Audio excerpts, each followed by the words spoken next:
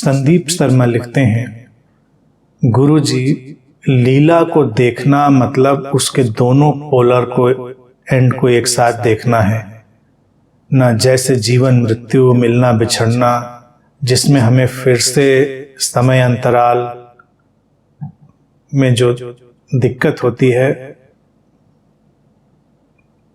उसे हम देख सकते हैं।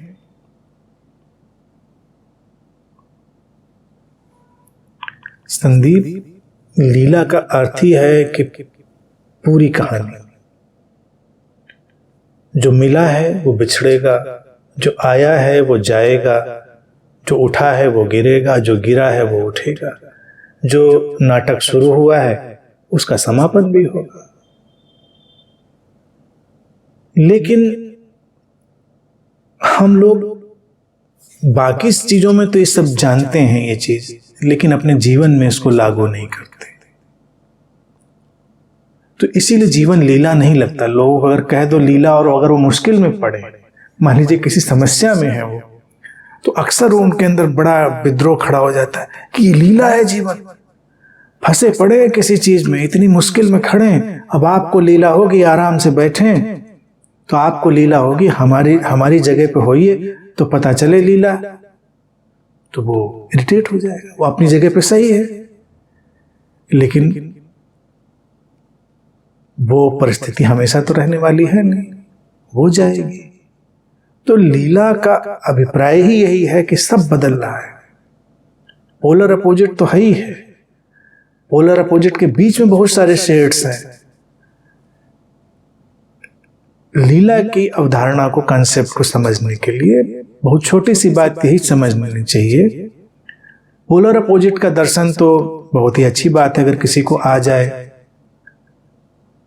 लेकिन उसके पहले भी एक चीज बहुत कारगर हो जाती है, वो हो जाती है सब परिवर्तनशील है, सब बदल रहा है, निरंतर बदलाव है,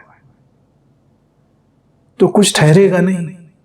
जो अभी है वो बदलेगा, कैसे बदलेगा, किधर बदलेगा, किस रूप में, रंग में बदलेगा, ये हम नहीं जानते, लेकिन बदलेगा, ये तय है। इसीलिए वो लीला है, क्योंकि अगर हम उसको अटक जाएंगे, उसको देखने में, उसको एक तस्वीर की तरह अपने सामने रखना चाहेंगे, जैसे हम घरों में तस्वीरें टांग लेते हैं, ऐसे हम जिंदगी को भी एक तस्वीर की तरह देखना चाहते हैं, जिसमें सब स्टैटिक है और सब डायनामिक है। दो लोग संबंधित भी होते हैं, दोस्ती हो जाए, प्रेम हो जाए, तो उनकी लीला कैसे बनती और प्रभावित होती, कभी देखो। एक व्यक्ति जब दूसरे से संबंधित हुआ, यानी कि ए जो था पर्सन, वो बी पर्सन से संबंधित हुआ, तो उसने बी की पूरी जिंदगी अनजाने में स्टैटिक मान ली, स्थिर मान ली, और ए यानी कि जो वो ए पर्सन है, उसके अंदर तो सब बदल रहा है, विचार, भावनाएं, और वो इस तरह से व्यवहार कर रहा है, और व्यवहार की प्रतिक्रिया इस तरह से वो चाह रहा है जैसे उसके मन माफिक हो, जैसा वो अनुमान लगा सकता हो, एज्यूम कर सकता हो। उधर उसको ये पता नहीं कि बी जो है पर्सन, वो भी बदला जा रहा है, तो वो अनुमान काम तो नहीं आने हैं। तो वो जो उसका डायनेमिक नेचर है वो उसको पकड़ में नहीं आता, तो इसीलिए हर संबंध में एक क्लेश शुरू होता है, कलह शुरू होती है। तो ऐसा कैसे, तुम ऐसा कैसे कर सकते हो, तुमने ऐसा क्यों किया, तुमने वैसा क्यों किया, तुमने तो ये कहा था, तुमने तो वो कहा था। अब उसको क्या पता कि व्यक्तित्व तो निरंतर एक फ्लक्स में है, एक बदलाव में है।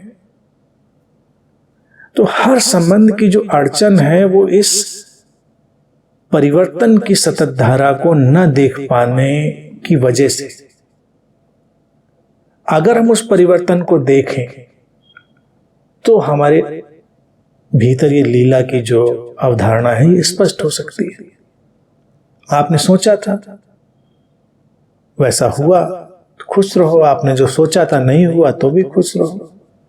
नाटक देखने जाते हैं, कोई मूवी देखने जाते हैं, तो यही तो है उसका देखने का चार्म ही यही है कि सस्पेंस है, अब क्या आएगा आगे, ऐसा भी हो सकता है, वैसा भी हो सकता है, बहुत कुछ हो सकता है।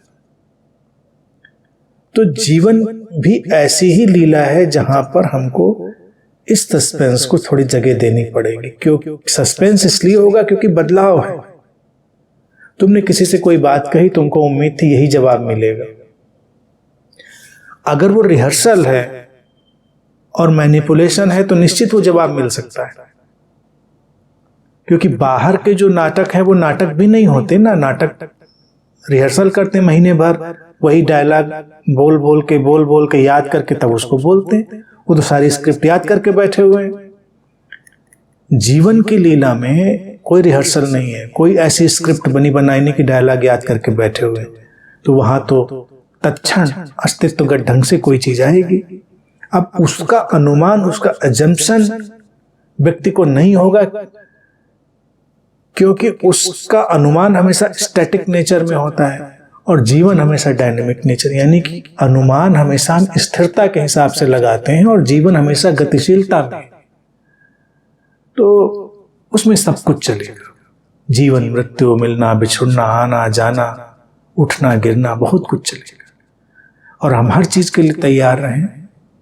जब हम हर चीज के लिए तैयार रहते हैं तो हमारे संबंध भी अच्छे होते हैं, जीवन भी अच्छा होता है, और तभी इस लीला को सचमुच में जिया भी जा सकता है।